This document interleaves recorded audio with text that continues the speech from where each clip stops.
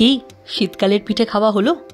হে guys, আমি Sumi, welcome to my new mini blog. আজ সকাল সকাল মা কিনেছে নলেন গুড়, আর সেটাকে টেস্ট করতে কি আর সময় লাগানো যায়? তাই প্রস্তুতি চলছে এখন সাজের পিঠে বানানোর। এই পিঠেটা যে আমার খুব ফেভারিট তেমনটা নয়, তবে গরম গরম গুড় দিয়ে খেতে বেশ ভালোই লাগে। প্রসেসটা দেখতেও কিন্তু ভালোই মজা লাগে। কি সুন্দর ছোট্ট ছোট্ট, পুরো যেন মনে হচ্ছে রসগোল্লা তৈরি হচ্ছে। আমার মায়ের যেমন সাদাগুলো খেতে বেশি ভালো লাগে, আমার তেমন ভালো লাগে একটু পোড়াগুলো খেতে। যেমন এইগুলো নিচের দিকটা লালচে, নরম প্লাস কুড়মুড়ে ব্যাপারটাও থাকে। তোমাদের কার কার ভালো লাগে সাজের পিঠে বা যে কোনো পিঠে? কমেন্ট করে জানিও।